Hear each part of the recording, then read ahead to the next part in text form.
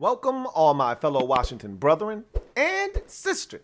I am your man and resident Washington football team fan, Lou. Thank you for joining me here on the 2021 NFL Draft Wrap-Up Series, kicking off the series with the good guys, the home team, the Washington football team, and their 10-player 2021 NFL Draft. We'll take a look at this draft, break down each and every single player, how they fit into the grand scheme of things.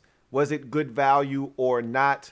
And do I think these players have a chance to either add to the foundation of this football team, become a key cog in what Washington is building? Are they just simply another piece? Or are they a guy that simply will not be around for very long and only will have a chance to compete? I do think they took several risks in this draft. We'll talk about those specific and potential picks and risk when we get there. But I think all in all, it's another draft where Washington has added foundational pieces. And over the last 3 or 4 years, Washington has slowly done that. Obviously, it's well documented that Washington has added defensive pieces that we view as foundational pieces. Chase Young, Montez Sweat, Deron Payne, Jonathan Allen, all former first-round picks along that defensive line. Matt Ioannidis is a guy that we view as a defensive piece to the puzzle that is a foundational piece.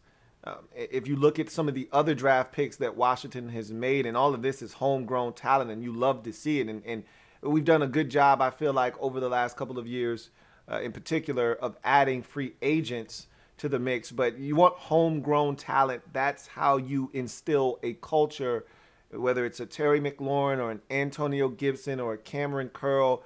You've seen Washington start to hit on draft picks and not just guys in the first round. So we're hoping that we hit on a second-round pick finally here. And hopefully we'll add 2 or 3 more guys to the foundation of what we think we're building in Washington. And I think they have a legitimate shot of doing that with this 10-player draft. And they were bullish in this draft because there were teams that we thought coming into the process that were going to pass on this year's draft and load up on draft picks for the future, thinking that there would be a normal college football season, a normal process, and more players in a bigger pool to pick from.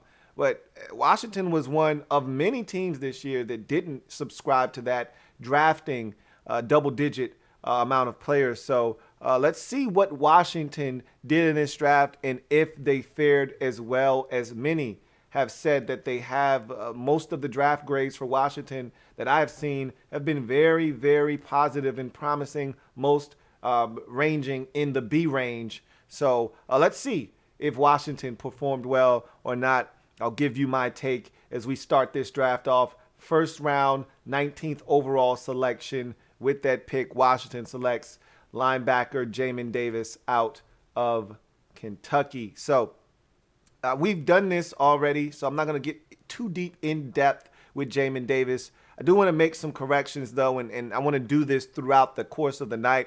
The artwork that you see in front of you for most of these players was done prior to their pro day, so I didn't have the exact weight. What I was going off of was the weight provided by the school. Obviously, the school weight and height aren't usually legitimate, as we've found in this process. Rashad Bateman was 6'2", 210, and at his pro day, he was 6 feet, 190. So we know that teams can embellish, and they always err on the side of being positive towards the player. So in Jamin Davis's case, he's 6'3", not 6'4". He's 6'3 and a half. So if you want to round it up, be my guest. I'm not generous with rounding up at the halfway mark. If you're 6'3 and 5/8, yeah, you're 6'4. Okay, I'm going to round up. But if you're a half or you're lower, just stick with whatever that solid height is. And for him, it's 6'3. So 6'3", 234 is what he weighed in at his pro day when he ran the 4.41 40. So the 224 isn't an accurate weight. He's 234 pounds. That said, I've broken Jamin Davis down already. You can watch that video.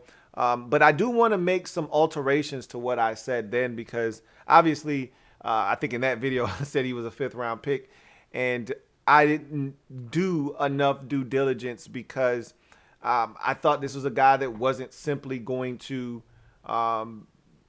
do what he did at his pro day. I'm going to be honest with you. I didn't necessarily see the 4-4-1 on tape. Not until I watched the Tennessee game and watched him pick off the pass and take it back for a touchdown. But you don't always see him play to that 4-4-1 speed, but there are flashes.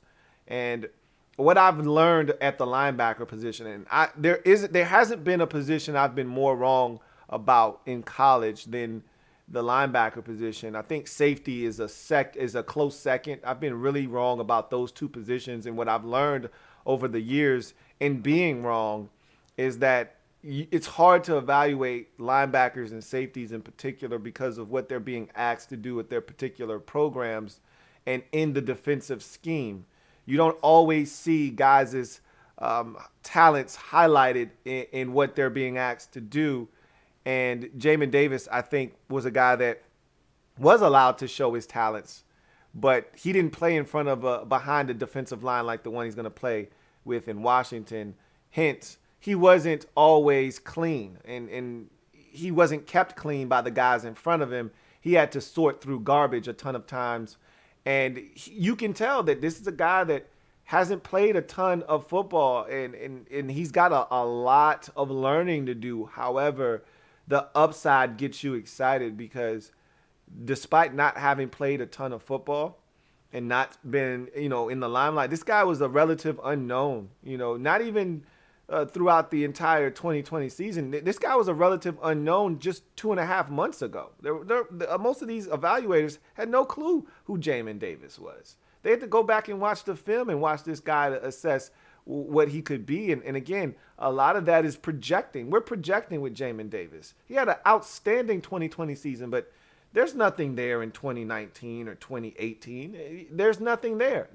Essentially, you're going off of what you saw in 2020. It's a 1-year snapshot, and you're going to take that and you're going to project that out to what you think he can be 2-3 years down the line. And that could be an all-pro linebacker.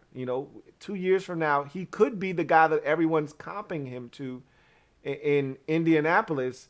And if that's the case, then this is a slam dunk pick if he turns out to be that kind of football player. So what we'll see from Jamin Davis is a guy that can do so many different things. He's rangy, he's long, he's athletic, and I think sky's the limit for him. I'll read you my analysis of him, and again, I've already broken him down, so I'm not going to go through all the bits and pieces of what I said before, but I just want to amend a few statements that I made earlier. This guy has a ton of talent, and I said this when a lot of you were disappointed about the draft pick because JOK was on the board, and what we later found out is JOK had a heart condition. Now, that's the same thing that happened to Montez Sweat, and that's how we got Montez Sweat back in 2019. So who knows how legitimate the heart condition really is. I hope it's nothing serious, but that's why he fell down teams' draft board. I don't think that really made a difference, to be honest with you, for us. I can't speak for other teams as to why he fell out of the first round. I think Ron Rivera was going to take Jamin Davis whether JOK had a heart condition that was detected or not. Jamin Davis was his guy, and they see upside, they see potential, they see length and size and speed, things you can't teach, and he's the right kind of worker. He's got the right kind of discipline coming from a military background. Ron Rivera felt like this was the right man at that particular pick, and so they made the selection. This guy has higher upside than JOK. Now, I had to make sure I said that. I'm a Notre Dame Fighting Irish fan, just to give you a bit of qualifying here that I'm rooting for JOK. He's my guy. I watched him grow up, but he's not a higher quality athlete than Jamin Davis, and he doesn't have a higher ceiling than Jamin Davis. He has a higher floor than Jamin Davis. That's the difference, is that JOK comes into the league and he's probably a little bit more ready to help now. All right, not saying that Jamin Davis won't, because he could come in the league and be rookie of the year defensively, for all we know. However, it wouldn't shock me if it takes a year or two for him to have the light bulb come on, and then you see it, and then you're like, okay, we got ourselves a football player. But here's my analysis of Jamin Davis. Guys like Jamin Davis have seen their stock rise over the last 5 years or so. With the NFL changing its landscape and offenses featuring more speed than ever before, the need to be able to match that speed has seen teams covet speed over size, and that is where one finds Jamin Davis. Now, this is when I thought he was 224 pounds, but 234 isn't the biggest guy in the world, but that's the going rate at the NFL level now at the linebacker position. You generally don't see 245, 50-pound linebackers anymore unless they're freak athletes. For the most part, these guys are right around 235, 240 max. 245 is great if you can find one, but those are rare. Long, rangy, athletic linebacker whose inexperience gives one pause, but often shows flashes of promise that might excite teams. Comfortable in space as a zone-dropping defender, seemingly always around the ball, Davis also closes on ball carriers quickly with bad intentions despite his angular frame. Hesitation dooms him at times, but overall, with more playing time, Davis may be able to carve out a niche in the league as an impactful linebacker. And I think this guy is capable of playing all three backer positions, Will, Mike, and Sam. He's going to initially start out in Washington as a Sam backer. And so right now, as it stands, we haven't gotten rid of Jon Bostic as a starter. It appears as of right now, Bostic is still going to be starting in the middle of this defense, which infuriates me to no end. But that's where we are right now. The linebacker core looks like this: Jon Bostic, Cole Holcomb, and now Jamin Davis. I thought we had found our middle linebacker of the future, but I think this may be more of a byproduct of the fact that we lost our weak side linebacker last year or this past year in free agency, and he went to Houston.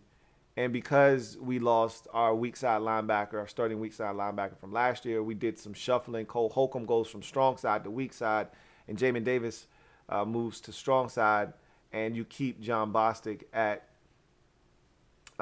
middle linebacker because there's no Kevin Pierre-Louis and there's no one to fill in that void. I was hoping that they would roll with Khaleke Hudson out there, and things could change. Obviously, we could get to camp. They could move Jamin Davis around. They could find out he's more comfortable inside, and Khaleke Hudson could take a massive leap from his rookie season to his second year, and they could say, hey, we can't keep this guy out of the lineup, and we could get to week one with a starting linebacker position of Khaleke Hudson, Jamin Davis, and Cole Holcomb. Right now, I'm not going to hold my breath. It seems like Jamin Davis is penciled in as a Sam, Cole Holcomb over at Will, and I think we're still going to have to deal with Jon Bostic at middle. Don't quote me on that, but that's how it looks as of right now. Bottom line is, I think Washington got themselves one hell of a football player. Time will reveal if they made the right decision between he or JOK. I trust Ron Rivera and Jack Del Rio, two former NFL linebackers in this league, when they identify talent at the linebacker position and say that this is the guy, then this is the guy if you ask me. So Jamin Davis is a guy with a ton of upside. I'm excited to see him in the burgundy and gold. Can't wait to see this guy wreck shop behind one of the most talented defensive lines in all of football. Love this pick. Think Washington got it right as we move on to the second round, 51st overall. Washington selects offensive lineman Samuel Cosmi out of Texas. His weight and height, 6'6", 314 is what he weighs now. And this guy ran a 4.8 140 at his pro day, lit it up. And Washington, they were one of the teams that drafted the most athletically gifted players at their respective positions. Obviously, they just drafted a 4.41 linebacker. You get a 4.81 offensive tackle that's 6'7", 314 pounds. They drafted Dyami Brown, who's a 4'4" guy. They drafted a safety in this draft, and Darrick Forrest, who's a 4'4" guy. So they drafted a ton of speed. Shaka Toney ran a 4.51 at his pro day as a defensive end. So athleticism, speed, and more speed was the name of the game, and that includes their offensive tackle, Samuel Cosmi, who they drafted in the second round. So Samuel Cosmi, just a little bit of background on him, 36 reps of 2 1/4, 33-inch arms. You hear people talk about arm size and length all the time. Usually teams are looking for guys with 33.5-inch arms or better at the tackle position. He is short of that. You would expect his arms to be a little bit longer at 6'6", but they're not. They're 33-inch arms. I don't really get into the arm length thing until it presents itself as a problem. And it's not a massive problem. I have seen him get bull rushed, but that was because he simply didn't get out of his stance fast enough, and that guy was able to get the one up on him. And so length can become a problem if you allow guys in your chest. He doesn't very often, but when they do get into his chest, he doesn't have the length to then thwart them off if they have the length. We'll get into that. But he showed up on the Longhorns campus at 260 pounds. So this guy did a lot to reshape and sculpt his body to get him into a position where he is now. You're talking about a guy that showed up, 4 years ago on the Longhorns campus, 54 pounds lighter than what he is right now. So over 4 years, this man put on 54 pounds and didn't lose a lick of athleticism. So it shows you how hard he has worked to get into the shape that he's in. And it also shows you what kind of an athlete we're dealing with here. Started 13 games at right tackle as a redshirt freshman. He was a freshman All-American in his first year as a starter at UT. Then turned around and started the next 2 years at left tackle, 21 consecutive games before opting out of the final 5 games in 2020 to get ready for the 2021 NFL Draft. 34 career starts under his belt, 13 on the right side, 21 on the left side. So he's got positional flex, as Ron likes to call it, can play both sides of the football field in terms, or both sides of the offensive line in terms of the tackle position. So you get a lot here with Samuel Cosmi. I've talked about his athleticism, and he's not a man mover in the run game. I'm going to give you my overall synopsis of Samuel Cosmi and my analysis of him. Here's what I wrote in my report. Samuel Cosmi's growth into a potential NFL draft pick was steady and consistent, just like his game. From a 260-pound true freshman to a 290-pound redshirt freshman who started 13 games at right tackle to a 300-pound redshirt sophomore that switched to the blind side and then would remain there for the next 21 games before opting out of the final 5 to gear up for the 2021 NFL Draft. Cosmi shows good bend and flexibility for a taller tackle and above average movement skills capable of getting out in front of plays and leading the way. In the pass game, he's stout, capable of dropping his anchor and not giving ground. He's got quick enough feet and lateral agility to combat pure speed off the edge and recover to wash around the arc if initially beaten on the play. Cosmi doesn't have KI, which is killer instinct. And it shows in the run game where he is more of a barrier and sealer than he is a man mover. Despite his 6'6" frame, Cosmi only possesses 33-inch arms, and that could lead to long rushers being able to get into his chest and drive him back. Although rare it happens, on occasions, the reason it doesn't happen frequently is that Cosmi features a nice compact punch that usually keeps rushers off balance and at bay. Cosmi is a good tackle in a deep crop of tackles and should hear his name called early on day 2 of the 2021 NFL Draft. And so that's what came to fruition.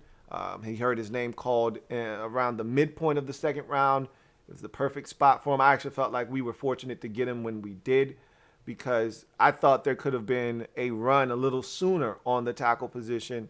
So I felt fortunate that we were able to get our hands on one, because they were starting to run out. The supplies at the tackle position were starting to become very thin when we grabbed Samuel Cosmi, and I think we got ourselves a potential, John Jansen type, even though Jansen was a right tackle, and he's going to be a left tackle.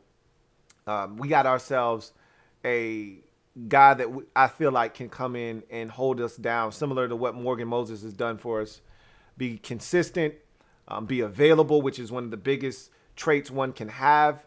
And I think he's going to fit right in with our offensive line, because I've always said, and I know a lot of you don't want to hear this, but I've always said that our offensive line is more of a finesse offensive line. We're not road graders. We don't create a new line of scrimmage. We're not putting anybody's dick in the dirt. We're a functional run blocking offensive line that has athletes that can get out in front of plays. And if you allow them to get you moving and get you on skates, these guys can get out in front of plays, get to the second level, and create some big run opportunities. But if a team is stout at the point of attack, our guys aren't going to drive them back. But what he does excel at, which is what most of our guys on the offensive line, Chase Roulier and Morgan Moses and Brandon Sheriff, a lot of these guys, what they excel at is pass blocking. Brandon Sheriff is a guy that can be a road grader, can be a guy with a mean streak, similar to Wes Schweitzer, who showed flashes of that last year. But what our guys excel at is pass protecting. That's what they do best, and Samuel Cosmi fits right in to that mix. He's not going to make many mistakes in the pass game. He's going to do his job. We're not going to call his name a ton for making mistakes. He's as solid as it gets. Is he a world beater? Is he a difference maker? No, he's not Trent Williams. Those guys don't come along very often. We've been spoiled at tackle. There aren't many positions as a fan base that we can say we've been spoiled at over the last 2 decades. But if you're a Washington fan, over the last 2 decades, you've been spoiled at the tackle position. You had Trent Williams for almost, a decade, and you had Chris Samuels for almost a decade. Like, we were spoiled. We've been spoiled at the tackle position. Samuel Cosmi isn't that. He's not either one of those guys. He's not the athlete that Samuels or Williams was or is, and that's okay. We're not asking for him to be that. We're asking for him to come in and be rock solid at left tackle and give us a guy that we know can protect the blind side. And I expect Samuel Cosmi to do exactly that. Love this pick. Think it's tremendous value. Ron has already said that he's going to come in and compete to start at the left tackle position, and I fully expect him to win that job, secure it, and lock it down, and give us nothing to worry about at the left tackle position for the next decade or so. Love that selection. Let's move on to now the third round in the 2021 NFL Draft. 74th overall selection, where Washington selects cornerback Benjamin St-Juste, Minnesota.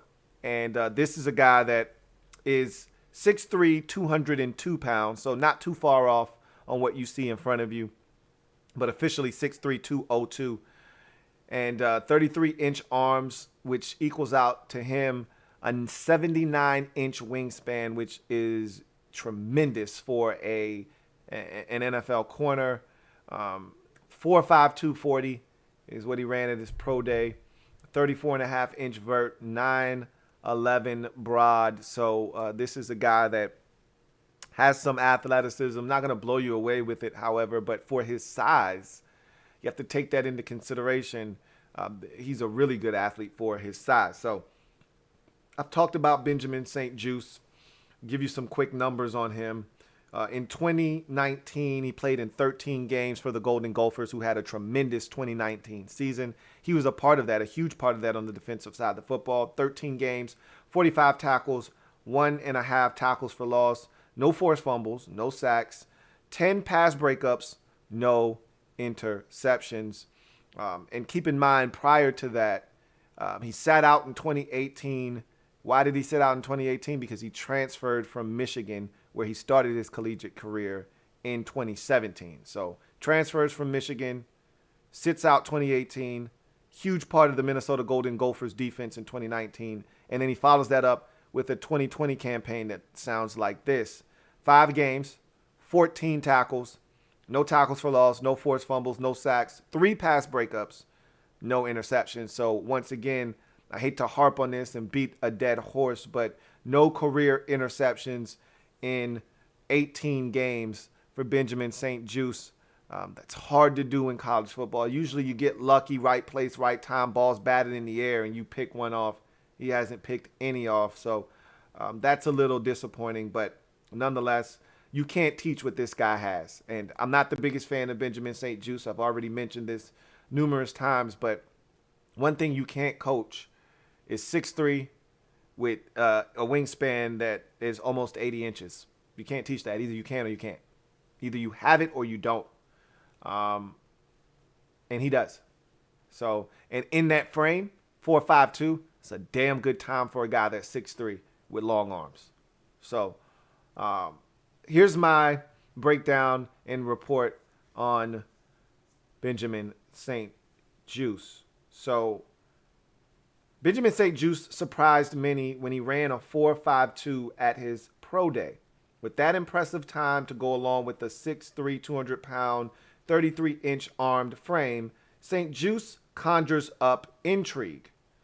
St-Juste's length helps combat his delayed transitions and lack of twitch and long speed. St-Juste does a bang-up job from off coverage of keying quarterback's eyes and reacting to what he sees. In addition, St-Juste can be disruptive at the line of scrimmage in press man with his length and stays in phase well after disruption. Despite his length and constantly being around the ball, St-Juste doesn't have a single interception in his career, begging the question, does he have ball skills? All in all, St-Juste has the traits that can't be coached, size and length, and thus he'll be enticing to teams playing a ton of zone coverage, which will highlight his strengths while giving him a chance to improve on his deficiencies. And I think he can play press man-to-man. I think where he struggles is when he plays press and bail, when he doesn't put his hands on the receiver, when he just tries to either decide to bail upon snap or he doesn't put his hands on them. He just turns and runs with them because he doesn't have the ability to stop on a dime and transition. He has quickness, short area quickness, but he doesn't have the ability to get in and out of breaks. And that's where you see that 6'3" frame come into play. A lot of times with bigger corners, they don't get down in their stance. Even in the picture you're looking at in front of you, you see how he's not actually squatting down very low. When you're that high in your back pedal, or when you're that high when you're transitioning, it's slower. That's why they always tell you to bend lower towards the ground, lower center of gravity, quicker in and out of breaks. So guys that have, longer frames like that, it's harder for them to transition a lot of times. That's why when you see a guy like Jalen Ramsey, they're so impressive because there isn't a lot of hesitation or stickiness in transitions. It's smooth, it's fluid, and he's a big guy. That's rare for bigger corners, and St-Juste suffers from that. But all in all, as I mentioned, long corner with some athleticism, enough speed when you're 6'3" to get the job done. They really like his competitiveness at the point of catch. I do as well. Ron talked about this guy being highly competitive, and they like him at the cornerback position. He does offer position flex, but I don't think that's what they're interested in right now. I think they feel like they've added a great replacement to the cornerback we lost in free agency. Remember, we lost 2 cornerbacks this offseason, not just Ronald Darby in free agency, but Fabian Moreau also left. So the depth that we once had at the cornerback position was being tested this offseason. So they go out to get William Jackson III to fill the void left by Darby, and they get Benjamin St-Juste to fill the void left by the departure of Fabian Moreau. So they've restocked the cupboard. The cornerback position is no longer bare. They've still got Jimmy Moreland. They brought back the kick returner, Danny Johnson, who also is a cornerback. So there's a little bit of depth on this roster at the cornerback position. Got a couple of guys that they've been working with on futures contracts and on the practice squad. So we're gonna see where Benjamin St-Juste fits into this mix. How many reps he's getting in the preseason will really be interesting. And I want to see how they play around with the mixture, because if he comes in right away and is successful, they may be able to play around with some of the different formations that they put on the field with like a Kendall Fuller, and whether they could kick him inside on third downs if they bring St-Juste in and he's performing well, or even move Kendall Fuller to safety, keep Jimmy Moreland in the slot. And now you've got a situation where the safety position gets an upgrade and a boost potentially with Kendall Fuller being back there, if they feel like he gives them something as a safety. So there's a number of things you can do if St-Juste comes in and plays well early.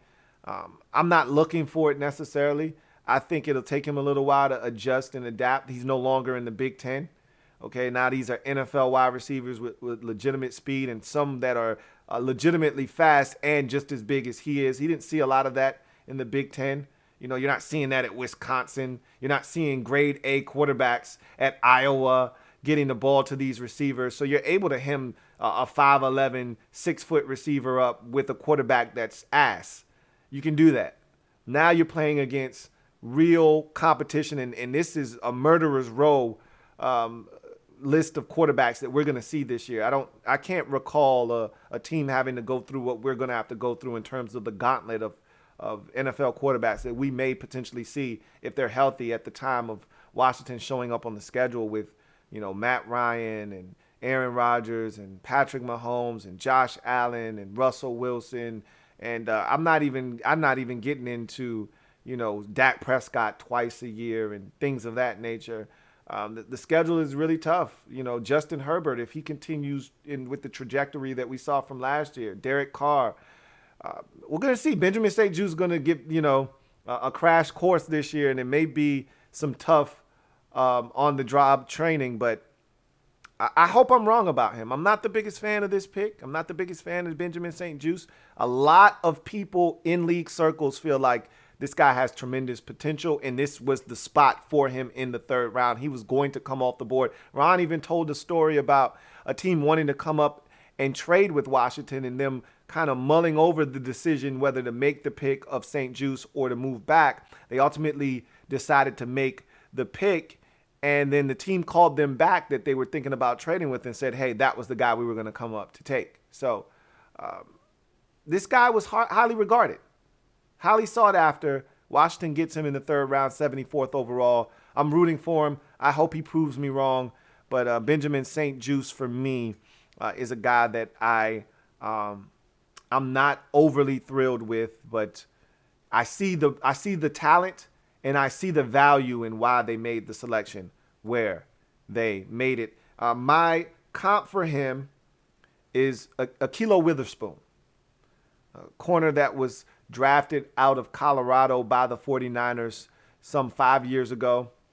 Guy that I was extremely high on coming out of Colorado. Long, lengthy, 6'3" corner, right around 200 pounds. Could ran like a 4.48, I believe. So right in that same neighborhood as St-Juste.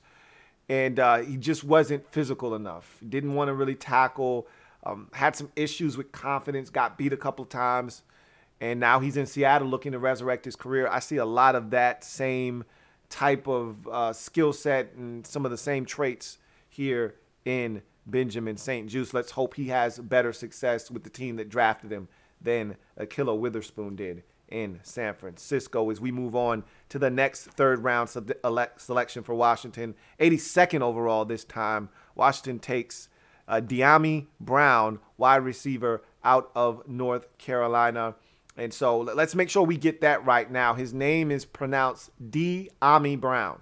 Okay, I've been calling him Dyami Brown or Dyami Brown. It's Dyami Brown. So Dyami Brown is 6'1", 189. So not 195 as you see there, closer to 200. He's closer to 190 than he is 200 pounds. I don't really care about that all that much. But this is a guy that I've already broken down, so I'm not going to go, in depth per se with Dyami Brown. Excuse me, I've got to retrain my brain. Dyami Brown, because I've already broken him down. I put the link in the video that I did for day 2's draft breakdown, and put the link in there for Dyami Brown's video that I did prior to the draft. And a lot of you have gone and checked it out. I saw the numbers on that video shoot up, so I know a lot of you went and checked it out. But that said, I always give you the analogy with him because of how dynamic he was at Chapel Hill. And I talked about this in his video, that this is one of the few guys in this draft that averaged 20 yards per completion 2 straight years. That's very rare in college football, especially when you're only getting it 55 times like he did in 2020 and 51 times in 2019. That's unheard of, really, because if you're averaging that kind of yardage per catch, usually it's a guy that has like 1,300 yards and it's on 75 grabs or whatever. To do it with just 50 grabs and go over 1,000, that's saying a lot. It's saying how dynamic and explosive you are. So Dyami Brown brings that to the table. My analogy has been he's a 3-point shooter whose game flows off of his shot. If he can show a defender right away, I got speed, I can get on top of you, you better respect this, then they have to back up or open up their hips a lot sooner than they want to combat that. And that's when you start to get a little bit of the easy access underneath. And if he can establish that, I think he's going to be problematic at this level. I talked about, and I think a lot of you kind of misconstrued what I said about his inability to make tough catches. I wasn't talking about in traffic, okay? If you go to my strengths, and I know I said this on the breakdown, he can catch it in traffic. That's what Ron Rivera is talking about when he talks about making tough contested catches. Yes, I saw that on tape, and that's why in my notes in his strength category, it says can make catches in traffic. My problem is he doesn't go up for the 50-50 ball, okay? Show me instances where he goes up and makes plays in 50-50 situations and attacks the football. That's not his strength. That's not what he does. So that's what I was more so referencing than making tough contested catches. He can do that when his feet are on the ground and a guy is draped all over him. I want to see him do it 40 yards down the field, ball in the air. You got to leave your feet and go and get the ball and retrieve it and bring it down. That's not who he is. He goes and tracks it like a center fielder over his shoulder while running at high rates of speed. But when he's at a stop and having to go up and get it, that's not his thing. But nonetheless, let's read his analysis and my report for Dyami Brown before we move on.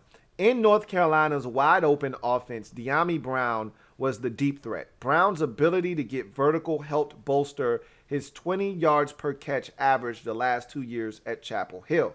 Brown's big play nature opened up opportunities underneath for easy completions, which allows for his physical run after the catch to be put on display.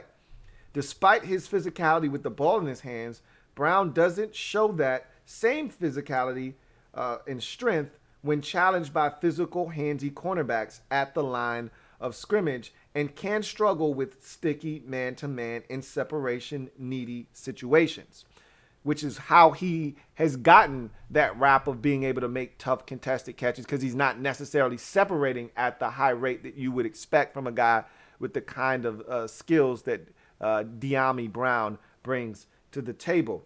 Also, Brown doesn't attack the 50-50 ball with the vigor one would like to see. Overall, Dyami Brown projects as a viable second or third option in an offense that likes to attack vertically. My comp for him, and I've already told you this, is Nelson Agholor. And I see a lot of the same traits in Nelson Agholor that I see in Dyami Brown. Agholor was drafted in Philadelphia to be a potential number one. He wasn't that. That's why he flamed out in Philadelphia. The expectation was just simply too high for him. He's more of a secondary third type of option, which is why he flourished in Vegas with the Raiders. Even though he was their number one wide receiver, that's not how he was aligned. That's why they drafted Henry Ruggs to be that number one guy, and that took a lot of the pressure off of Nelson Aguilar. And now take it a step further, their number one target in Vegas was their tight end, Darren Waller. So no one was really focused on what Nelson Aguilar was going to do to them, and that's how he was able to eat them alive last year. And he parlayed that into a nice contract from the New England Patriots. Dyami Brown is the same exact guy, and the beauty of it is he comes here to Washington, and we got targets now. He doesn't have to be number one. And he was the number one receiver at North Carolina, truth be told. So it was nice to see him perform at the level that he was able to, knowing that he was the number one guy at Chapel Hill for that offense. And teams knew what this guy's, superpower was. They knew he was the vertical threat, and they still couldn't stop him from getting on top. And I also love the fact that in some of their biggest games, he stepped up and made some big plays, including against Clemson. So love Dyami Brown, what he brings to the table, and love the fact that he's going to come to Washington and be a third option at best in this offense. You couldn't ask for it any other way. I mean, you got Terry, you got Curtis Samuel. Never, ever trust a man with two first names. And now you got Dyami Brown added to the mix. I love the pick, and I thought that was the perfect way for Washington to cap off day number 2 of their draft. We move on to day number 3, and this is when Washington got extremely busy. We go to the 4th round, 124th pick overall. Tight end out of Boise State, John Bates was the pick. For a lot of people, Washington reached here. This was a guy that I looked around a bunch of publications and saw that he had a 6th or 7th round grade for most people to undrafted. So a lot of people were sleeping on John Bates. Man, I tell you what, I love this pick. I don't necessarily love where the pick was made, but they felt like he was the best value. They didn't want to wait. And I've always said, and you know my mantra, you know my motto, get your guy when you feel the need to get your guy. We may not always agree on what time is right to get your guy, but you never know. We could sit here and talk about, well, all these publications and all these prognosticators and talking heads and draft gurus had this guy as a late round draft pick to undrafted, and 5 picks later, your guy comes off the board. You know, you outsmart yourself. Just take him. And that's what Washington did. And the beauty of John Bates is, and what you see in front of you from a size and height perspective are accurate. He's 6'5", 250.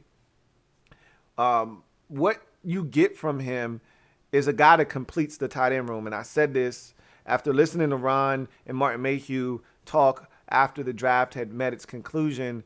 They talked about his fit in this offense and specifically his fit in the tight end room, which prompted me to make the statement that the consistency in the room right now is Logan Thomas. He proved last year he could do it. The flash and sizzle in the room now is Sammis Reyes. We don't know what we're going to get out of him, but we're excited about the prospects of his athleticism. Neither one of those guys that I just mentioned in Logan Thomas and Sammis Reyes are dynamic blockers. That's where John Bates comes in, because we view him as a guy that can be a consistent blocker in line, in tight, as a Y, that you can flex out and have him do dirty work out there. But as I mentioned as well to you guys, he can work the seams. He's a sneaky athlete. Look, he's not going to blow you away. 4.8 flat is his 40 time. Hell, that's only 100th of a second faster than our newly acquired left tackle, Samuel Cosmi. Okay, so John Bates isn't going to wow you with his overall, athletic profile. All right, 31.5-inch vert, 10-inch broad. Again, none of these numbers jump out and grab you, although that broad jump is a lot better than I thought you would get out of him. But, it makes sense when I explain to you his background. But that said, let me give you a quick snapshot of his numbers, what he brings to the table.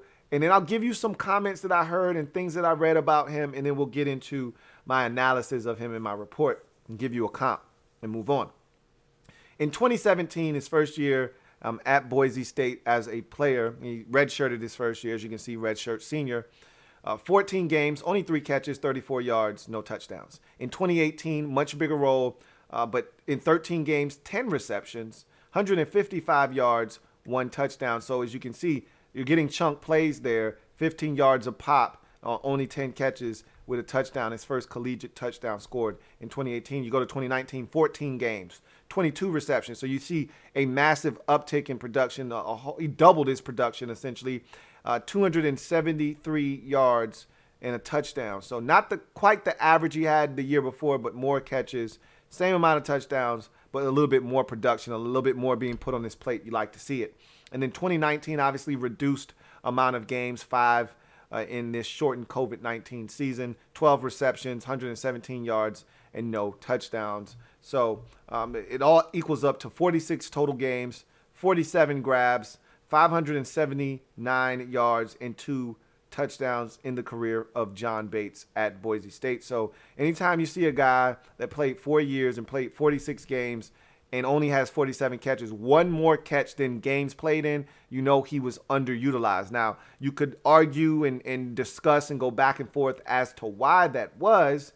And I've listened to people in the know about Boise State football that said he was simply underutilized, criminally underutilized in that offense. And when I looked at some of the games that I watched him in, and I go back and I assess the talent that's been at Boise over the last few years, they've had some quality football players, but not enough to where it should have kept a guy like John Bates from having more opportunities.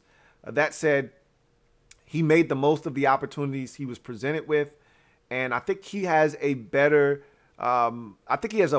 future and more upside than people are giving him credit for. And I think that's why Washington pulled the trigger for him on him at 124th overall in the 4th round. I'll give you my analysis of him quickly and then a comp. Boise State tight end John Bates was underutilized during his time with the Broncos. The hurdle and javelin high school track champion only amassed 47 grabs and 2 touchdowns in 46 career games, but that doesn't begin to quantify his value. He is a physical, gritty, inline blocker that can line up all over the formation. Why? U slot, which when you're detached from the offensive line as a tight end, you're called a U in the slot. A wing, a H-back. These are all positions that we saw this guy line up at. And because you see him lining up in all these spots, that tells you that that's the kind of position flex Ron and company are looking for. And that's exactly what they did with Logan Thomas last year. Logan Thomas lined up everywhere. And he's more of a Jeremy Sprinkle replacement is John Bates. We're hoping a big upgrade over Jeremy Sprinkle. Sprinkle me, bitch. Sprinkle me. Bates' presence is felt in the run game as a blocker and up the seam as a sneaky strider that can chew up ground and get vertical in a hurry despite running a 4.8. Another big plus for Bates is his catch radius. Already standing 6'5", Bates can leap into the air, contort his body, and extend away from his frame to reel in high or off-target passes, putting that hurdle background to use. Bates shows the ability to catch in traffic and provide value as a pass catcher. However, Bates does at times appear to be inconsistent as a route runner underneath, and his play speed can vary from snap to snap. Nonetheless, Bates projects as a low-end 2, top-tier 3rd tight end option at the NFL level. So what I mean by inconsistent route runner underneath, he's rounding a lot of things off. There's no real sauce to his routes where he's looking to separate. It's almost like, hey, John, run 5 yards and go out. And he just literally runs 5 yards. And there's no stick. There's no nod. There's no head and shoulders, no dandruff, no nothing. Just 5 yards rounded off. Well, you're already not athletically gifted enough for that guy to not be in your hip pocket. You got to give him a reason to think you're snapping this thing off inside. then go outside. And he just doesn't do that. And so guys are right there in his hip pocket. But, what's funny is I've heard over the years, when you're running double moves, you want that first move to be so bad that the corner thinks he's jumping something, and that's when you break him off with that second move. And when he runs, a lot of his routes on the outside are double moves, so it'll be an out and up. And that out is so lazy and funky. And his regular outs look the same way. So you're thinking, I'm about to jump this. If this quarterback is going to throw this, I'm going to pick this thing up. And then he takes it up the sidelines, and all of a sudden, it's a big play. And you see that against Florida State in 2019. And you see that a couple of times on tape where he runs a funky out and then turns it up the sideline, and all of a sudden it converts to an out and up. And now he's wide open because you're thinking, I got him. And so he could be a little lackadaisical with his running. Route running ability. And then there are times where you're like, dude, I need you to run faster. I need you to play faster. I don't know if he's tired on that rep or what, but, there were a few times where I'm just like, that was really lazy. But all in all, I think this guy, as I said, projects as a low-end number 2 tight end, which we're not going to ask him to be. I think he's going to be a top-tier 3 tight end, a guy that's your third option that when you go to 13 personnel is on the football field. And no longer do I feel like when we go to 13 personnel, we have to run the football. I feel like now we actually have 3 tight ends that I don't mind getting out into the route and potentially making a big play. If you get it in their hands, they could do something with it. And Bates, when he gets the football, he's not just one of these guys that's just looking for somewhere to fall. He catches the football. He's looking to get up the field, and he's got a little something to him with the ball in his hands. So I like John Bates a lot. I'm excited about this pick. More excited than I thought I was going to be when they made it. My NFL comp for him is Blake Bell, the belldozer, if you will, the former Oklahoma tight end that has had a cup of tea with multiple teams in the league, still holding on now. Similar size, similar athletic profile. A guy that can catch the football. Hasn't had a ton of catches in his career, but a guy with a similar skill set as a John Bates. And I think Bates could have even more opportunities in this offense if things go well. We score some points. We get into some situations where we can run the football. I think he'll get more opportunities in this offense to catch some passes and make some things happen. I just love the depth that he provides. No longer is the third tight end on this roster just the third tight end on the roster. Now we got a guy that I feel like if need be, if he has to step in, he could give us something at the position. As we move on to the 5th round in this draft for Washington, 163rd pick overall, safety out of Cincinnati, Darrick Forrest is the selection. So here's a guy that is 5'11", 206 pounds. So the 6 feet, 198 you see in front of you is incorrect. What I had done prior to the draft and prior to his pro day, he's 5'11", 206 is Darrick Forrest. And he's a guy that lit up his pro day. I think that's ultimately what got him drafted here in the 5th round.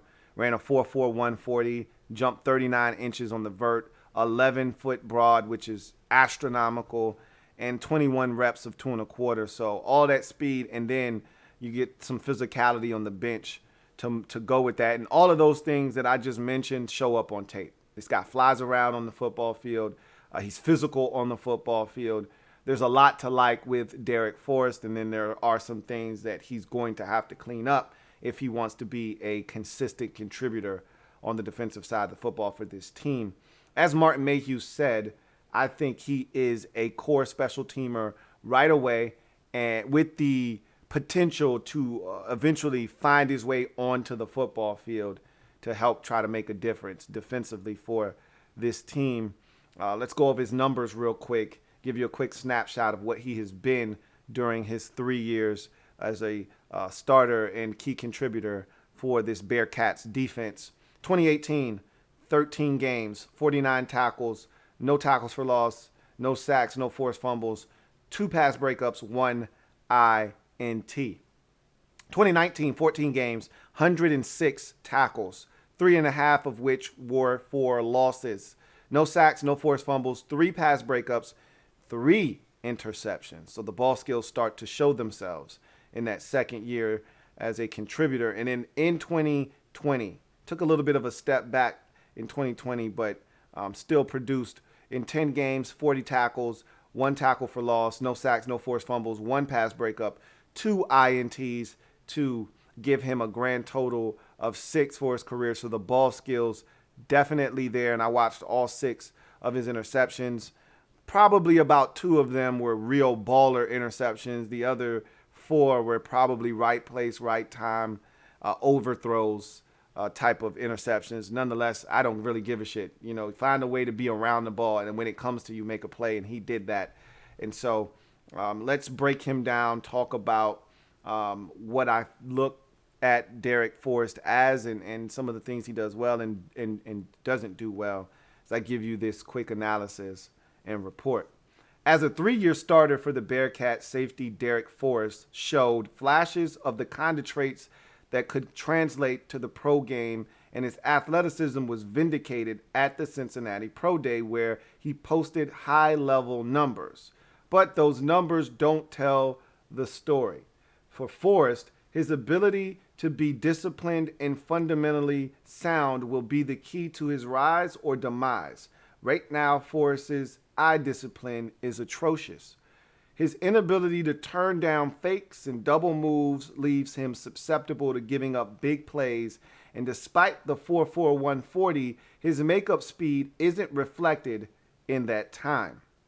However, in run support, Forrest is unafraid and willing to come downhill and fill, and as a run blitzer, he can be dynamic when he sees it and goes. He has the ability to come down the alley and make impactful plays.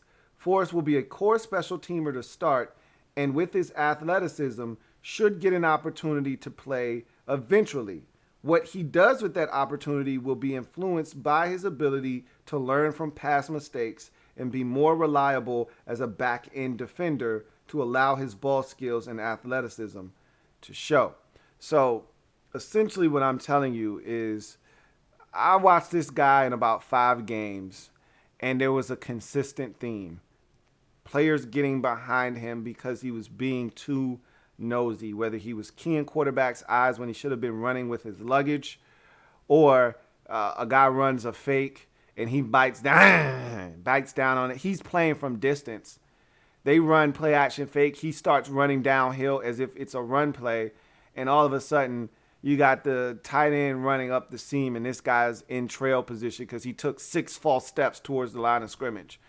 There's a play against Georgia. Go watch the Georgia tape. You'll see exactly what I'm talking about in that bowl game, his final collegiate game against Georgia, where he sees fake. He comes screaming downhill, and luckily enough for him, the quarterback doesn't throw the ball his way. And there were like 3 or 4 plays in that game where he gives up.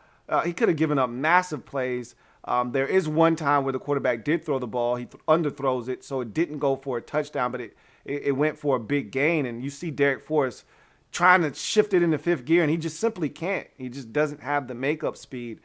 He's trailing significantly on that play, but luckily it was underthrown. He got back into play and was able to make a tackle, but he gave up a big play, and it should have been a touchdown if that quarterback would have put it out there and let that receiver run under the football. So you see that on tape a ton with Darrick Forrest, man. Bootlegs and things of that nature. He's chasing the bait, and he's falling for the banana in the tailpipe. He's got to be more disciplined and fundamentally sound in what you're asking him to do. He can drop over the slot, play some man-to-man coverage, but again, susceptible to double moves in that regard as well. Plays off because he's not really confident, plays way off, not really confident in his ability to stick with receivers in man-to-man coverage. But I can tell you this, the athleticism, the physicality, all of these things are welcomed traits that I think give him a legitimate opportunity to, A, not only make this roster, B, not only be impactful on special teams, but C, have a chance to ultimately get a chance to play on the defensive side of the football in the back end of this defense. We've got depth at safety. That's one of the positions that I told you I really walked away from the 2020 season saying, whoa, that was a pleasant surprise, along with tight end. And really, we only had one guy at tight end, but still, I thought we had nothing at tight end. So I was pleasantly surprised with what we got out of Logan Thomas. But even more so than that, I think the position I was most blown away with coming out of the 2020 season was the safety position. Watching guys develop and get an opportunity and seize those opportunities. I was really pleased with what we got out of the safety position. So adding a guy like Darrick Forrest to the mix only adds to the level of competition and what I believe is one of our more deep positions on the football team. And so I think you're elevating the floor here. If he beats out Troy Apke for that final safety spot and they decide to keep 5 safeties, which I don't see how they don't keep 5 safeties on the roster. But again, you only get 53 roster spots. Can't keep 6 receivers and 5 safeties and think you won't have to cut bait somewhere else. So I don't know if they're keeping 5 safeties or not. Maybe they're usually on an NFL roster, you keep 4, 2 starters, 2 backups. But we'll see. There may be a corner that they could cut somewhere else. But there's definitely depth at safety with Jeremy Reeves and what he did at the end of the season. You know how I feel about Shays and how he played before the injury. Obviously, Cameron Curl is a fixture now in this football team after what he did in his rookie season, and you're getting Landon Collins back after his injury. So that's 4 guys right there. Apke makes 5. Here's Darrick Forrest making 6. Obviously, he's competing with Apke for the right to call himself a core special teamer.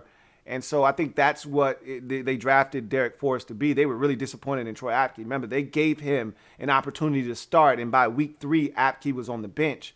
So they're really disappointed in Apke. But in order to get rid of Apke, you have to replace his special teams contribution to this football team because Apke is our best special teams player.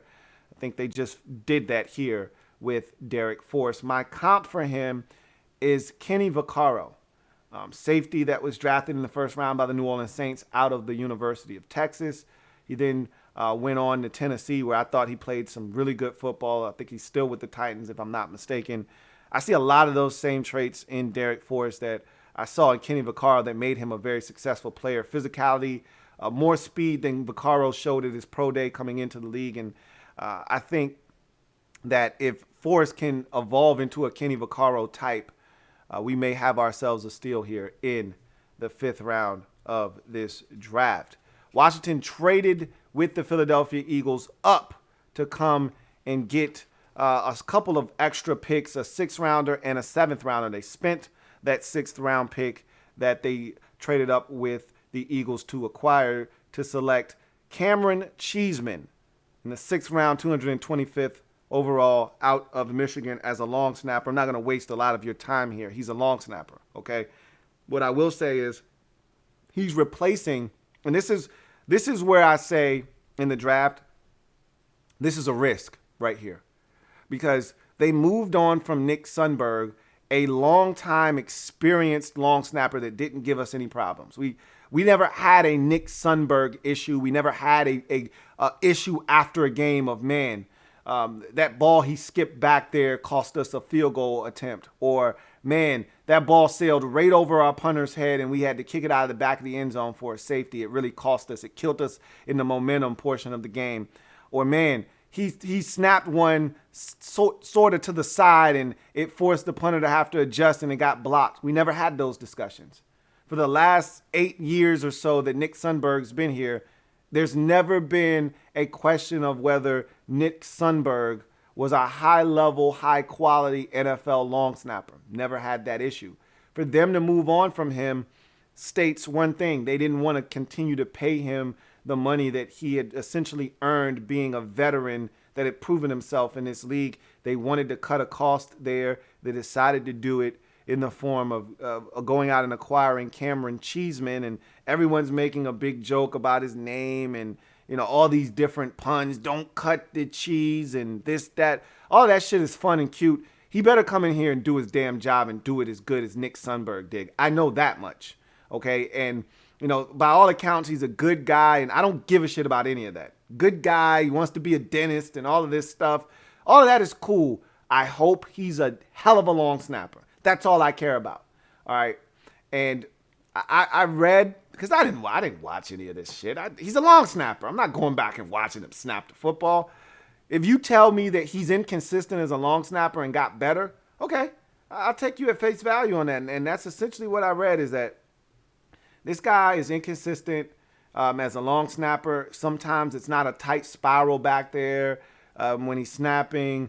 In other times, the ball can sail on him a bit and can go a little higher than you would like it to. We've got a relatively tall punter in Tressway. We don't have a shrimp back there, so you got to do a really poor job snapping it back there to get it over his head. Tressway is a pretty big dude.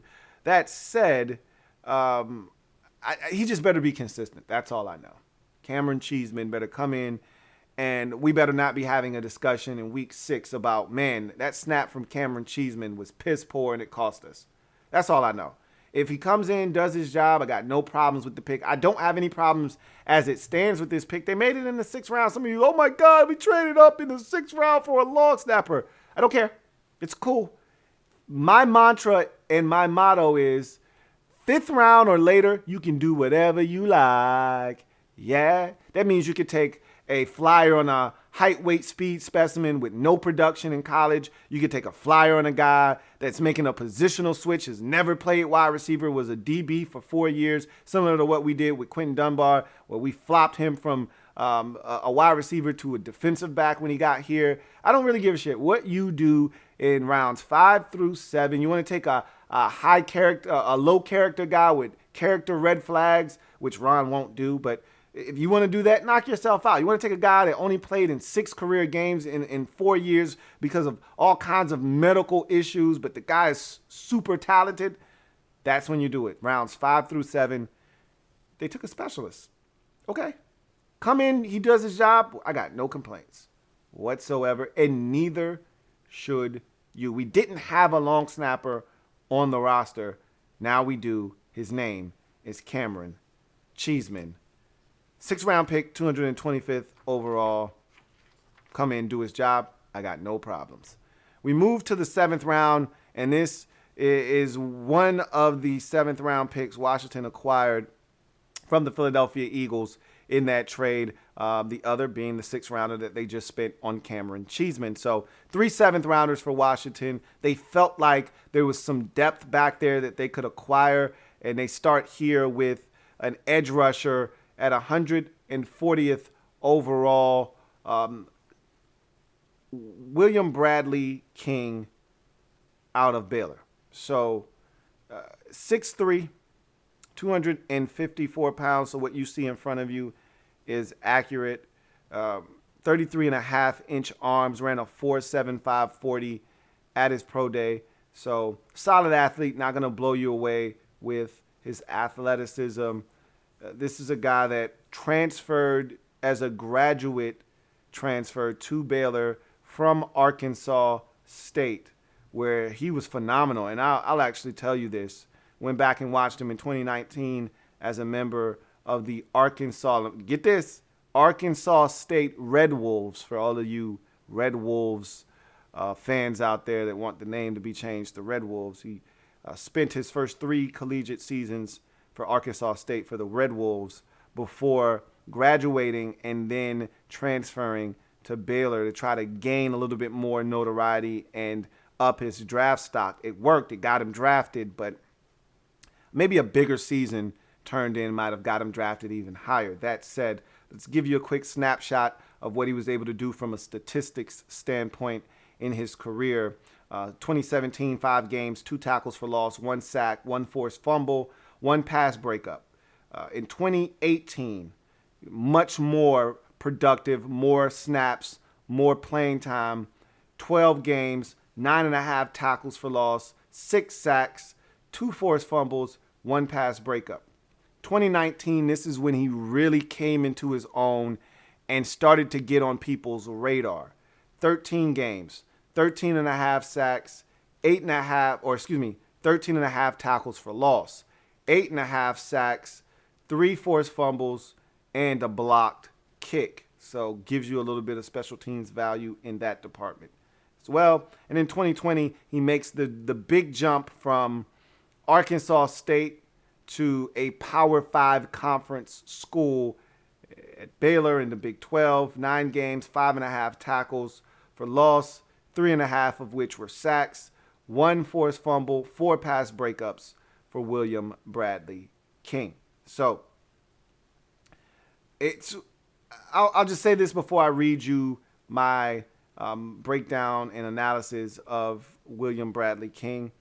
It's one thing to be playing against Georgia State and beating up on Idaho, okay, as he did in the Sun Belt Conference. You know, it's fun when you're beating up on North Texas. It's a whole different animal when you're asked to take those same talents and now go up against West Virginia and Texas Tech and teams that in Oklahoma, teams that actually have NFL caliber talent. I didn't think he rose to the level that I was looking for against the upper echelon talent when he played against it. When he was at Arkansas State, they had Georgia on the schedule one year in 2019, as a matter of fact. No production from him in that game. You know, no tackles, no sacks, no nothing. Quiet, crickets. And that worries me. You know, and then when I watched him at Baylor, when he played against good teams, I thought he was pedestrian at best. But let's get into his analysis quickly, and I'll give you my player comp. William Bradley King is a graduate transfer from Arkansas State to Baylor that showed a relentless motor, the ability to win inside, whether in the run game or pass game, and the stoutness at the point of attack that D-line coaches look for. Bradley King uses his hands well, along with subtle head and shoulder fakes to lull tackles to sleep before jumping inside or using a rock-solid bull rush to try and collapse the pocket. Bradley King has a nonstop motor and is is an energy and effort guy, but there is nothing special to his game. He isn't athletically gifted. He isn't long and rangy. He isn't twitchy. And with short area quickness, he isn't twitchy with short area quickness. Nor is there any speed to consider, but what he lacks in sheer athleticism, he makes up with toughness, savvy, and energy. And those types of players make teams and can make an impact if put into the right circumstances. So the one thing you will not see from William Bradley King on tape is a guy that's dragging ass. You're not going to find it. This guy goes balls to the wall, plays like his hair is on fire every snap he's out there. He's giving you 110% of what he's got in the tank, even if that's only 5%. Well, you're getting every bit of that 5% and then some that he's got left. He's gassed. He'll give you everything he's got before he taps out. So I love that about William Bradley King. If you block him initially, you're going to have to keep blocking him because he's going to keep fighting. He's going to keep trying to find a way to get to the quarterback. He's going to be relentless. But there's nothing special here. You know, if you ask me, of the two edge rushers that we drafted in the 7th round, I'd say he's a longer shot to make the team than the next guy that I'm going to break down. But I would not count William Bradley King out. You know, he's, to me, one of those try-hard guys that coaches fall in love with because the effort is always there. And I honestly believe he's competing with James Smith-Williams to be on this football team. And I think Smith-Williams, as I mentioned before, has the upper hand because of his versatility, or as Ron likes to say, positional flex, because James Smith-Williams has shown the ability to kick inside, which he did last year at times, and play as a 1 or a 3 tech, whereas William Bradley King can't do that. That's not what he's set to do, and he's not as big a guy as James Smith-Williams was, I think, who ended up being like 270 last year when we drafted him. So much smaller guy, more of an edge rusher, and he's going to have an opportunity. I would not discount this guy. I won't count him out because he just plays so hard, and there's something to be said about that. And these kind of guys, they will their ways on the rosters. So I could see him coming in, outworking a ton of guys. You get an injury in camp, and all of a sudden William Bradley King is on the roster. I wouldn't bet against this guy, but if I were a betting man, I'd tell you that the next guy has a chance to make the football team, and we'll get to him in a second. But the comp I have for him is a name you've heard before, should be familiar with it because this guy was just here a season ago. And that's Ryan Anderson, who used to play with this football team, former second-round pick out of Alabama, who is now a member of the New York Football Giants. Similar size and build, similar athleticism. But what we always said about Ryan Anderson, physical dude, kick-ass competitor, but simply just not twitchy and not flashy and didn't have much substance as a pass rusher. Kick your ass in the run game, set a physical edge, but there's only so much of you setting a physical edge that I need. Okay, now I need you on 3rd and 7 to go bag your quarterback, and that was the problem with Ryan Anderson. There wasn't enough of that being done. Same thing with William Bradley King.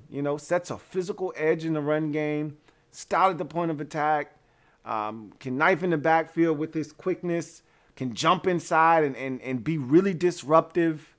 But at the end of the day, when you say, hey, William Bradley King, I'm singling you up. Chase Young and Montez Sweat, or Chase Young and Daron Payne and Matt Ioannidis are in on this 3rd down. You're gonna get a single situation, 1-on-1 with the right tackle, man. Go eat. Is he really gonna eat? I don't know. If I had to guess, I'd say no. He'd be very polite and he'd say, I'm not very hungry. Can I excuse myself from the table? So we'll see. I like him. I don't love him. But he's the 7th round pick. This is what you do. You take guys that have this kind of profile in the 7th round. And I told you, high energy guy, give you everything he's got. And we do have a void at defensive end that can be filled. And I think one of these guys are going to fill it. And I honestly think it's going to be this next guy that's going to absolutely do it. In the 7th round, 246th pick overall, Washington selects edge rusher Shaka Toney out of Penn State. So Shaka Toney is a guy that is 6'2", 242 pounds, played at under 240 his entire career at Penn State, put on a little bit of weight at his pro day to show teams he could put on weight but still keep his athleticism. So that's a good sign. He may be able to put on a little bit more weight and still be an uber athlete at the next level. If he wants to be on the field in more than just obvious passing situations, he's going to have to put on more weight. But that said, the fact that he was able to continue to put on weight and get to 242 says a lot. But you also say to yourself,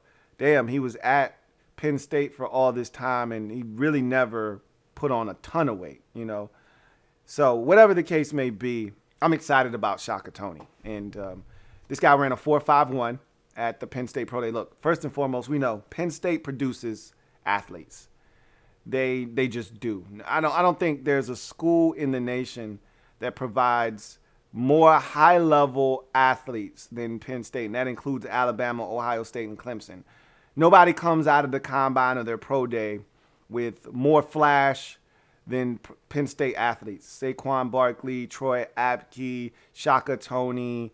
The list goes on and on. Miles Sanders was a freak. Mike Gesicki, the tight end, a freak.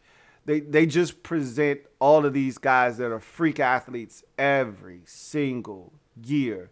And Shaka Toney is no different. 4.5, 140, 24 reps of 2.25 shows you a little bit of strength there. And the number that I really love is the 6.95 3-cone, because what that shows is the ability to turn the corner by Shaka Toney. So I'll give you a snapshot of his numbers. I love the consistency here with which he performed at Penn State. 2017, 12 games, 6.5 tackles for loss, 4 of them sacks, 2 forced fumbles in that 17 campaign, his first as a contributor at Penn State. In 2018, 13 games, 7.5 tackles for loss, 5 sacks, 1 forced fumble, 2 pass breakups at Happy Valley for the Nittany Lions. In 2019, 13 games, 8 tackles for loss, 6.5 sacks, 1 pass breakup for Shaka Toney. And then he finished up his career in 2020 in 9 games, 7.5 tackles for loss, 5 of them sacks, 1 forced fumble, 1 pass breakup. So 4 forced fumbles in his career, which is a great number. Shows a guy that is going after the football, which I love more than anything else. Hey, I love a sack just as much as the next guy. What I would prefer is the football more so than anything else. 20 and a half sacks over a 4-year period shows consistency, especially when it's spread out the way that it was. You could get a guy that has 9.5 and 8 and end up with 20 over 4 years. Well, the last 2 years for that guy, or the 2 years period, was where he produced most of his sacks. This is spread out over 4 years, and it's 4, it's 6.5, it's 5, it's 5. So what essentially I'm saying is this guy's averaging 5 sacks a year. That's a good number for a guy that wasn't always the guy, opposite of whoever was there, whether it was Yetur Gross-Matos, another freak athlete that was on the field at all times. Jason Oweh, we just saw get drafted as a another freak athlete. I talk about freak athletes from Penn State. You're talking about a 6'5", 260-pound, 4.37 edge rusher in Jason Oweh. That's the kind of athletes they produce at Penn State. Shaka Toney falls in that category, but he was on the field as well. So Toney wasn't getting, a ton of snaps as the guy all the time. They found ways to get him on the field, but he wasn't a snap in, snap out, type of guy. And even in obvious passing situations, he wasn't always on the field, even though they tried to get him on the field in a lot of those situations. So Shaka Toney is a guy that I feel like is going to come in. At worst, you could see him upgrading the position and kicking out a guy like Casey Toohill at minimum for me. Now, Toohill was a guy that they felt comfortable being on the field on not just 3rd and 7 situations, but also on 1st and 2nd down. I don't know if you feel that way about Shaka Toney at this point. And that's the only thing that might stop this guy from making the football team, is if they feel like we need a guy that can give us a little something on 1st and 2nd down, and we don't think Shaka Toney's ready to do that at this current juncture.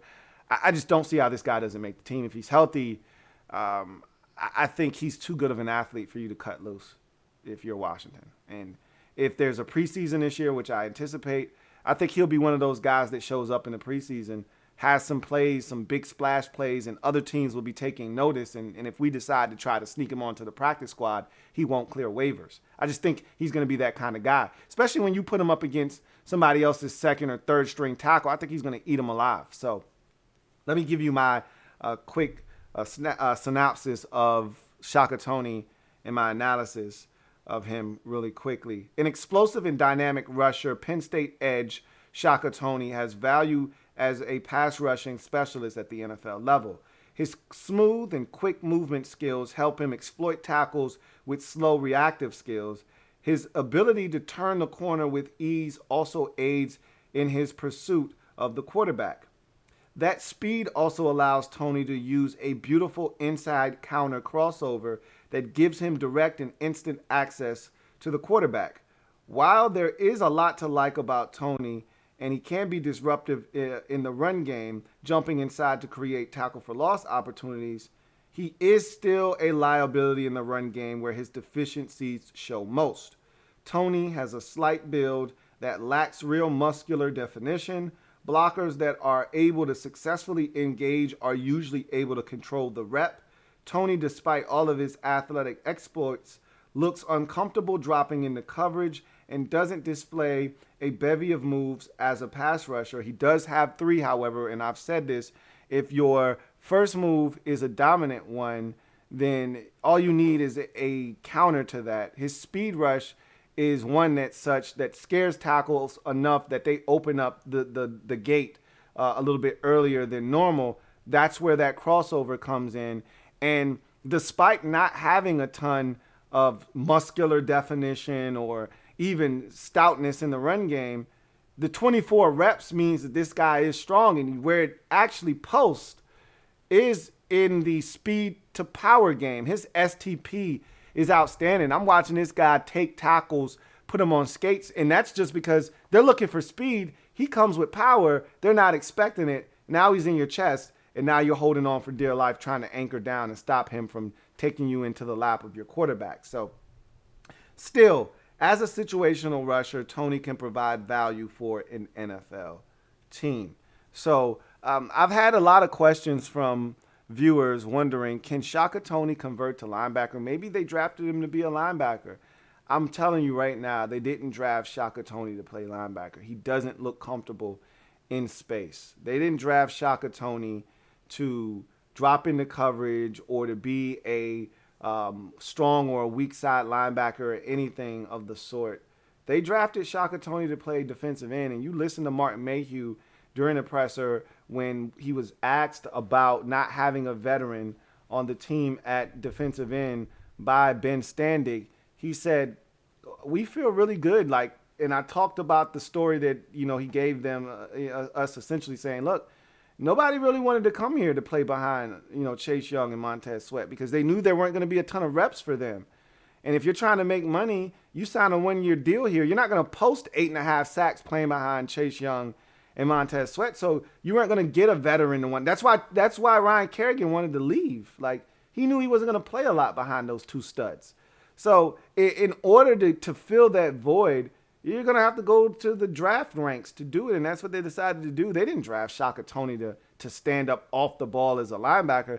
They drafted Shaka Tony to bag quarterbacks, and they're hoping that they can develop him. Now, I'm not saying he's going to come in year one and hit the ground running, but 3 years from now, as we get towards the end of this rookie contract, Shaka Tony could be 251 pounds and a legitimate, rotational depth edge rusher, similar to the way that I watched Shaq Barrett evolve in Denver behind when he first got drafted or undrafted in Denver behind Von Miller and DeMarcus Ware. And then that turned into Von Miller and Shane Ray. And he kept developing, as a rotational depth guy.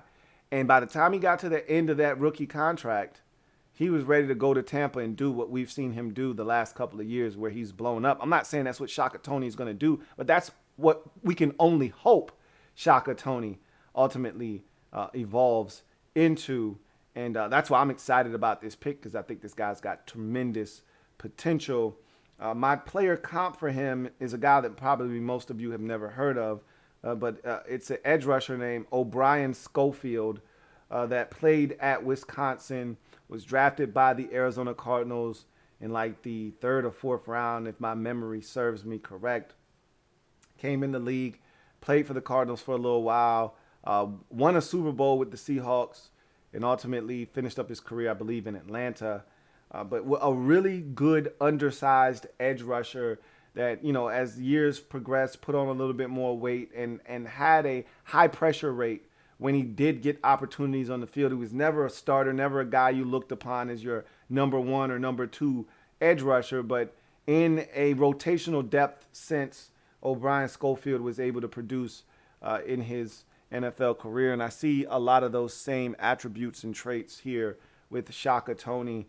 Fully expect this guy to make the football team. I'd be shocked if he didn't. But again, the one thing that could stop him from making this football team is if he isn't reliable enough on defense as a run defender. But if they're looking for a guy to come in and rush the quarterback, I think he'll be able to give you enough on special teams, plus his rush ability, that I think he should be able to make this team. Shaka Tony, 7th round pick, 246th overall, which leads us to our final selection, 10th selection and final selection in this draft for Washington. 7th round, 258th pick overall. Wide receiver Dax Milne is the pick out of BYU. 6'1", 193 pounds is where he is right now from a height and weight standpoint. So what you see in front of you is correct. Love his 3-cone, which was a 6.85, and that's not a tremendous time for a traditional slot, but Dax Milne isn't a traditional slot. He's not 5'9", 5'10", and 185 pounds. He's a much taller, longer slot. So, yeah, would you like him to be faster or quicker? Sure, but he's not. But what he lacks in sheer quickness. He makes up with hands and a little bit of ability to run routes. He's going to need it because that's how he's going to separate at the next level. He's a 4.54 40 guy, so he's not slow. He's just not fast, okay? Not blazing fast, that is. Put up some good numbers this year. I think the biggest thing with Dax Milne, and he recognized it, which is why he came out this year, is I'm never going to play with a quarterback better than my former college roommate, Zach Wilson. Like, this next guy that takes over, even if he's half of Zach Wilson in 2020, my numbers are going to deflate, and I'm going to lose whatever momentum I was building with Zach Wilson. So I better parlay the success Wilson had into me going into the league and having a shot. And so he did. But he's a one-year wonder, essentially, as we take a look at his numbers. 2018, 10 games, 10 catches, 69 yards, 1 touchdown, 9 rushes, 23 yards, no touchdowns. 2019, 13 games, 21 catches, so he doubled his catch output, 285 yards, more than quadrupled his receiving output, and 2 touchdowns, 4 rushes, 16 yards, no touchdowns. 2020 was his breakout campaign. Zach Wilson went apeshit, and so did Dax Milne. 12 games, 70 catches, so through the roof. He more than doubled his 2-year previous combined output in terms of catches. 1,188 yards. I mean, he dwarfed his first 2 years combined in that regard. Almost 4 times the amount of yards that he had combined in his first 2 years in just 2020. And 8 touchdowns. Again, almost tripled his touchdown output from the first 2 years combined. 11 rushes, 67 yards, no touchdowns. So 2020 was a monster year for Dak Milne, and he said, you know what, it's not going to get any better for me than this. Might as well take this and go to the league and see if I can cut my teeth in the league as a slot and make it happen. So I like Dax Milne a lot, and I think he's got a legitimate shot to be on this roster, and I think this is going to make for an interesting discussion all offseason long. Receiver is my favorite position to talk about, and I think we've got one hell of a competition at receiver and one hell of a situation to be in if you're Washington, but it's the best position to be in where you're talking about, a surplus of talent. And now they got a hell of a decision to make. First of all, the first decision is 5 or 6 receivers. You got to think it's 6. And then the next thing is, well, what 6 is it going to be? Is this guy in the mix? Is he supposed to just be here to take notes from Chris Humphries? Not Chris Humphries. From Humphries in his first year. And then after Humphries leaves, he takes over. Or Adam Humphries is his name. Or is he competing with Adam Humphries right now? Adam Humphries is going to be on this football team. No doubt about it. But is there a way he could work his way onto this roster this year? I find that hard to believe with how we've kind of talked about the receiver position. A lot of you have made a point to me that I think is valid and worth discussing. And that is that I keep saying there's 5 locks on this roster, and AGG is one of them. And a lot of you said, he didn't show me a damn thing last year. Why do you consider him a lock? I don't think he's a lock for any damn thing other than competing. And to you, I say touche if you feel that way. You have every right to feel that way. He didn't do anything last year. But as I tell you all the time, one thing that I can continue to reiterate with you is that last year was tough on rookies in general. And that's not just, and every rookie had to deal with the same set of circumstances that AGG had to deal with here. That said, you add to the fact that it was a shortened offseason with no OTAs or no minis. There was no preseason. And then he was injured. And then when he finally gets in there, he gets injured again. It was just a no-win situation for Antonio Gandy Golden, not to mention it was a brand new offense. They were still trying to figure out the kinks We didn't have a great quarterbacking situation, so it wasn't easy on any of the receivers. And it was just a tough year for the rookie. And I expect him, obviously can't be any worse. I expect him to be better in 2021. And I think you have to take into consideration they drafted him. And when I say they, I can't say they. Ron was a part of drafting him last year, but that was Kyle Smith's guy. So Ron could say, well, he's not technically my guy, but Ron was a part of that decision-making process. Let's not act like Ron was just turning the entire draft over to Kyle Smith and just hands off. Ron had a say in the guys that were going to be on this roster. You're changing the culture. You want to draft guys that fit your culture. So don't make it seem like Ron had nothing to do with the draft last year. He wanted Antonio Gandy Golden last year, and he got him. So you don't draft a guy in the fourth round like we did with Gandy Golden and then cut him after 2 years. It's possible. I don't see it happening. It's highly unlikely if you ask me. So I've said this before. I'm going to continue to reiterate this. I think there are 5 lots at the position of receiver this year. If all things are what we expect them to be and everybody's upright and healthy heading into the season, Terry McLaurin, Curtis Samuel, never ever trust a man with 2 first names, Adam Humphries, Antonio Gandy Golden, and Dyami Brown are 5 locks for me. So now the question is, are you keeping 6? I don't see how you don't keep 6 receivers. And so now you got 3 receivers vying for 1 spot, essentially. Dax Milne here in the 7th round.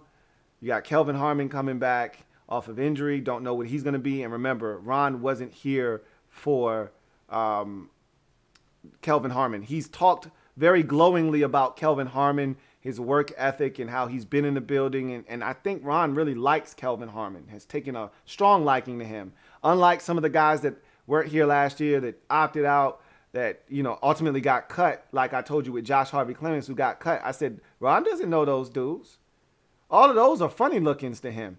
Same thing could be said for wide receiver Kelvin Harmon. The only difference is Ron did see him last year. He was in the building. He was rehabbing at Washington Park. So Ron is familiar with Kelvin Harmon, did mention him a couple of times during the season last year and how he loves the way he's rehabbing and working. So I do think Kelvin Harmon is going to get a shot.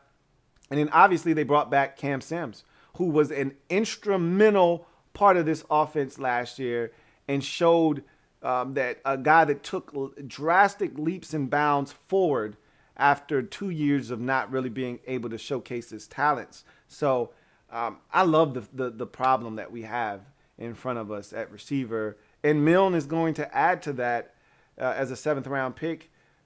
Athletically, BYU wide receiver Dax Milne is a tweener. Not fast or strong or sudden enough for outside work, but not twitchy enough to garner the attention his 2020 production should warrant as a slot option. Milne went from relative obscurity to big-time playmaker, partly in thanks to his roommate and eventual number 2 overall pick, Zach Wilson, at the quarterback position. But Milne's contribution to Wilson's meteoric rise can't be understated. Milne flashed enough quickness initially off the line of scrimmage to separate from defenders and even showed the ability to catch the ball in tight traffic situations.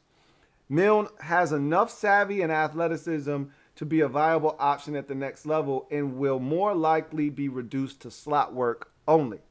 However, he features toughness in the run game and outstanding hands and a determination to compete for the ball in the air in 50-50 situations.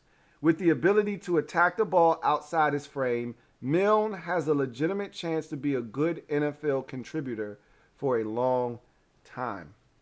Now, what he's going to have to do is carve out a niche for himself. 1, on special teams. 2, in the slot. He has got to be able to either separate in the slot or make himself available and make tough catches in the slot. If he's going to be a guy that is reliable in the slot, he's not twitchy. He's not Cole Beasley. He's not one of these guys that you look at and say, okay, he's a winner in the slot. he's an immediate winner, and he's going to separate and get open and make himself available. Hunter Renfrow is another guy you think about where you see some young up-and-coming slots that are doing some really good things in Vegas for the Raiders. He's not that, is Dax Milne. He's not a separator.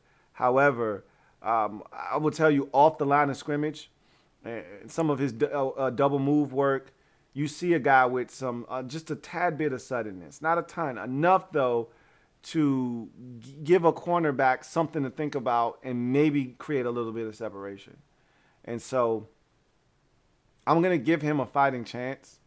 Right now, though, because he's different. And, you know, it's funny. I put him in the box with Harmon and Sims, but he's not the same type of receiver. Those two guys are outside receivers. He's an inside receiver. So they're not in the same box. They're just in the same mix as on the outside of the roster looking in. But long-term prospects, I think he being Dax Milne has a better shot at sticking around than that of Cam Sims and Kelvin Harmon. Remember, Cam Sims was tendered, and that's how he came back. Like, he'll be a free agent, an unrestricted free agent next year with Cam Sims.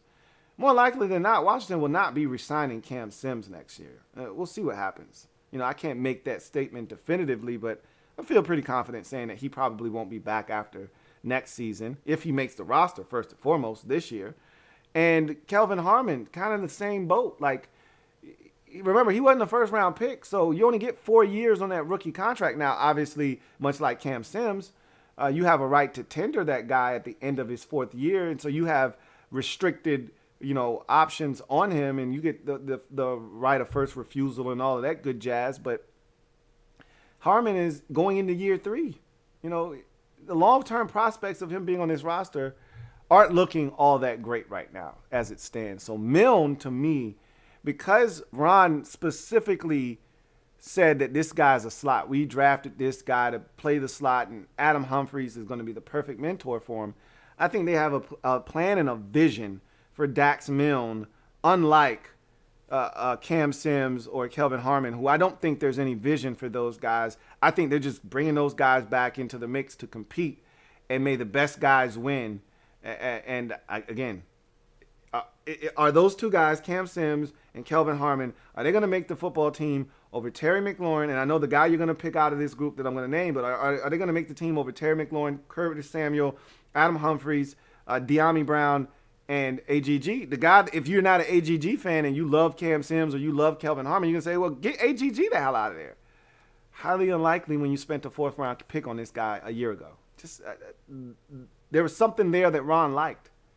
So I don't know. It's going to be interesting. I'm fascinated with the receiver position, and Dax Milne adds to the mix. My player comp for him is Chad Beebe, wide receiver that currently plays for the Minnesota Vikings, a guy that has found a way to stick around in this league, making plays from the slot, similar build, similar size and quickness to Dax Milne, and he's stuck around in Minnesota as Chad Beebe. I think Dax Milne is actually better than Chad Beebe, but he's got to prove it. He's got to stick around in the NFL. He's got to make some plays and show that he's better than Chad Beebe. But I see those two as very similar football players at this current juncture. And so that wraps up the 2021 NFL draft of the Washington football team. I know this video was a little bit long, but essentially that's what you get here when you're breaking down a 10-player draft. Washington was aggressive in this draft. They weren't as aggressive as some of you would have liked. They didn't come up and get the quarterback that you guys wanted them to get. There were some players that you may not have agreed with, but all in all, I'm excited about this draft, and I think you should be as well. And I've always said that I give guys the benefit, you know, of the doubt. When they come in the league, I'm going to give them every opportunity to prove that they can before I say that they can't. So, you know, the one pick that I wasn't blown away with, I'm going to give him every opportunity to prove that he can be a player in this league before I just condemn him and say that he can't. And that's going to go for all of the other 9 selections additionally in this draft as well. I'm excited about this draft. I'm excited about players, specifically Jamin Davis and I think Dyami Brown is going to be an impactful player. I think Samuel Cosmi is going to come in and start right away, day one, I believe. In my mind, in my heart of hearts, I think he's going to come in and win that right tackle position. I think John Bates has a chance to be a much better player than people are giving him credit for. I got questions about Darrick Forrest, but we'll see. I love his athleticism. I love his physicality and his toughness. I think he's going to compete on special teams. And in worst case scenario, he'll probably push, Troy Apke off this roster. We'll see. And late round wise, don't sleep on Dax Milne. Don't sleep on William King Bradley. But the guy I'm really intrigued by is Shaka Toney. And then, you could even throw Jarrett Patterson in here. He wasn't drafted, but if we don't sign any more UDFAs and it doesn't seem like they're interested in doing that, you could pretty much say it's an 11-player draft and throw Jarrett Patterson in the mix and say he's got a legitimate shot at making this football team too. So all in all, really impressed with this draft, really excited about this draft. And I think we're starting to put together the makings of a roster that can compete. That's based off of what we've done the last two free agency periods and the last two drafts in particular, coupled with some of the holdovers from previous drafts. I think we're starting to build the structure, the infrastructure, if you will, of a winning organization. So that's that. I am a Washington fan, etched in burgundy and gold. My Washington spirit will never die. Washington spirit will never fold. Until we meet again, hail the beloved Washington football team. I thank you guys for joining me. Make sure that you like this video, subscribe to the Louie T Network for more great content. Turn on the notification bell so you don't miss a thing. With that said, get off the bench. Get in the game. I'm your man, Louie T. See you next time. Have a good one. LouieTeeNetwork.